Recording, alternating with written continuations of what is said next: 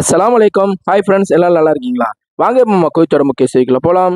குவைத்துல நேத்து அதிகப்படியான வெப்பம் பதிவாயிருக்கு. ஸோ இப்போ இதுல ஒரு நியூஸ் கூட சைடுல ஒண்ணு ஓடிட்டு இருக்கு பாருங்க. குவைத் ஏரியால ஒரு வீட்டுக்கு மாடியில் இருக்கக்கூடிய தண்ணி டேங்க் வந்து இந்த அதிகப்படியான வெப்பத்தின் காரணத்தினால அப்படியே உருகி இருக்கு. ஸோ இந்த வெப்பம் கிட்டத்தட்ட 55 டிகிரிக்கு மேல இருக்கலாம்னு சொல்லியிருக்காங்க. ஆனா கார்ல நிறைய சகோதரர்கள் சொல்றாங்க 60 டிகிரி வரையும் இருக்கு நண்பா அப்படின்னு.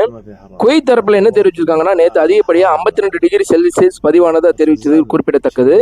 இதுக்கிடையில வெப்பம் அதிகரிச்சதன் காரணத்தினால குவைத்துல பல பகுதிகளில் வந்து மின்சார தடை ஏற்பட்டிருக்கு. ஸோ இந்த தடையின் காரணமாக சால்மியால பிளாக் 2ல வந்து நேற்று அதிகப்படியான வீடுகள், இதுக்கப்புறமா வந்து பில்டிங்ல எலக்ட்ரிசிட்டி இல்லை. ஸோ இது சம்மந்தமாக வந்து மக்கள் எத்தனையோ பேர் கோரிக்கை வச்சு அதுக்கப்புறமா வந்து எலக்ட்ரிசிட்டி ரொம்ப நேரம் கழித்து சரி செய்யப்படாத தெரிவிச்சிருந்தாங்க. ஸோ இதுக்கிடையில் எலக்ட்ரிசிட்டி குவைத்தில் அதிகப்படியாக தேவைப்படுது. ஏன்னா அது வெப்ப காலங்களில் எல்லாருமே ஏசி, இதுக்கப்புறமா வந்து நிறைய மின்சார பொருட்களை வந்து யூஸ் பண்ணுறதுன்னு காரணத்தினால எலக்ட்ரிசிட்டி பாதிக்கப்படுதா குவைத்தோட அரசு தரப்பில் தெரிவிச்சிருக்காங்க. இனி வருங்காலங்களில் இந்த மாதிரி இருக்காது. ஸோ இது சரி செய்யப்படும்னு ஒப்புதல் கொடுத்தது குறிப்பிடத்தக்கது. இந்த மாதிரி எலக்ட்ரிசிட்டி பிரச்சனை வந்து சால்மியா, மங்காஃப், இதுக்கப்புறமா ஃபாஹில் இந்த மாதிரி வெளிநாட்டில் அதிகப்படியாக இருக்கக்கூடிய இடங்கள்ல தான் இந்த மாதிரி எலக்ட்ரிசிட்டி வந்து தடை செய்யப்பட்டிருக்கு. குவைத்திங்க ஏரியாவில் இந்த மாதிரி பிரச்சனை இல்லை.